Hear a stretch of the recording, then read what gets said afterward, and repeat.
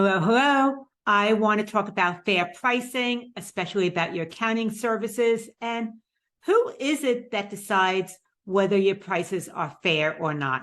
This is Lauren Fogelman with Business Success Solution. And a lot of times I'm talking with firm owners, and what comes up is, well, I want my prices to be fair. I don't want people to think that I'm overcharging them or gouging them. And there's some of these doubts that come up when we are talking about pricing your accounting firm services. So, of course, you want prices to be fair, but what exactly does fair mean, and who comes up with that fair price or decides whether it's fair or not fair? And the other part of it is, if you're undercharging for your accounting firm services, is that fair to everybody also? So think about that as well. But when you're thinking about fair pricing, a lot of times you're going to consider your time involved, what your costs are, and hopefully you're going to be able to also consider some profit margin.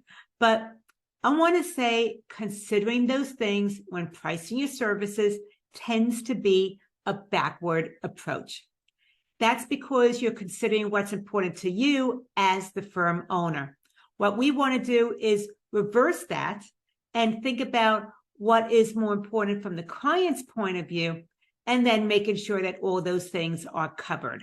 So think about, when you're talking with a client, what determines fair. And this is something that's very, very subjective, because if you're talking with someone who's very price sensitive, they don't really understand what it is you can do for them, they are doing this just because they have to for some reason, then they believe that fair means the cheapest or the lowest prices possible. And they're going to have a lot of exceptions and not get back to your questions or communications in a timely manner. That's one end of the spectrum. And then at the other end of the spectrum are the people who want luxury services. They want to have more access to you. They're looking for advisory and input as they're focusing on their business and development and expansion and being as profitable as possible. And what they consider fair is very, very different. It's at the other end of the spectrum. And because of that, you want to think about who it is you're attracting as your client, because maybe your ideal client is not someone that is startup and at no revenue. Or maybe they already have a business, but they're under, let's say, $300,000 in revenues each year. And those aren't quite your clients either. You need someone that has better cash flow and is able to afford your fees and wants to have the additional services, not just the compliance part of it. So you want to think about, once again, who your ideal client is, and that's going to help you to get an idea as to where you can price services also, because let's just look at vehicles.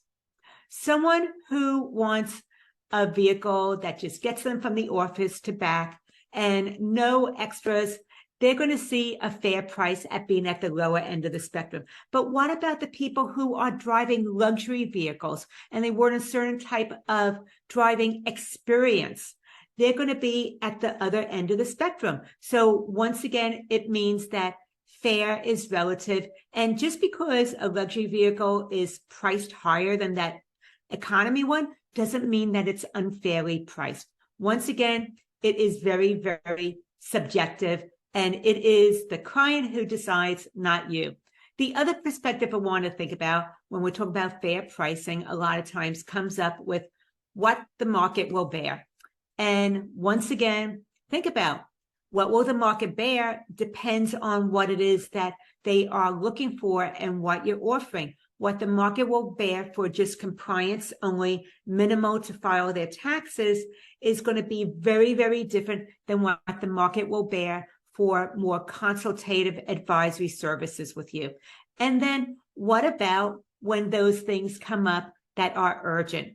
Maybe think about that client that reached out to you 4 p.m. on Friday afternoon, and they have a very, very short deadline where something needs to be applied or put in by Monday. That means that in order for you to do this for your client, you need to rearrange your calendar. Maybe you need to cancel some things that you had planned for yourself. and there's some inconvenience on your end. So you decide to go ahead and double your rates in order to accommodate that client's demands.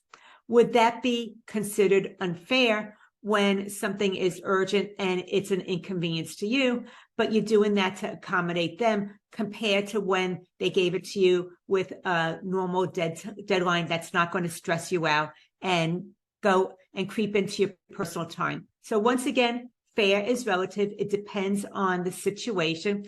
And the other thing is that, okay, another example is if you needed to get a package over to a particular destination the next day, you're going to pay 3 to 4 times more for overnight delivery than you would for standard ground delivery because there's some urgency involved. And that is just something that we expect, that when there's rush, there's exceptions being made, that we ought to be willing to pay for that. And then once again, it shows that fair is relative depending on the circumstances. So it can go in a wide range of different places. And let's now go back to the original question about how does a client determine whether a price is fair or not? Essentially, what you want to think about is, first of all, if it's a price-sensitive client or not, because the price-sensitive clients, they just want as much as you are possibly going to be giving them for a very, very low rate. So they want to pay low fees, but they have high expectations.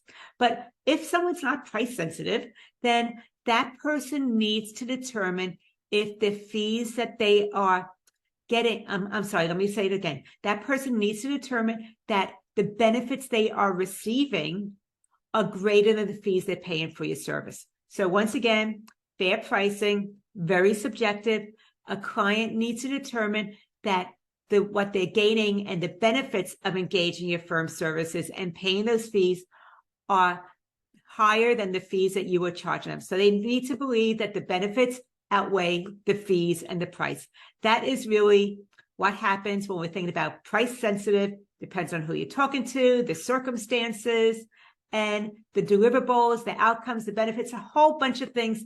But it's not of you looking at it from your perspective. It's about your clients making that determination based on what is a value and what is coming up for them and their needs for wanting this. So I'm interested in hearing your thoughts about fair pricing.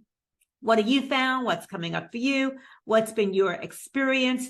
And please go ahead, if you're interested in talking further, you want to get paid fees that are reflective of the value that you deliver, then go to businesssuccesssolution.com/worth and get my free resource, Get Paid What You're Worth. Once again, if you want to charge fees that are reflective of the value of what you deliver, get my free resource, Get Paid What You're Worth. It's at businesssuccesssolution.com/worth. I look forward to hearing from you, letting me know what's coming up, how this affirms something, how this is going to influence a decision for you, and how you're going to be able to charge fees that are reflective of the value of what you deliver instead of just your time and cost. We're in Fogelman, showing firm owners how to double their income working half the time.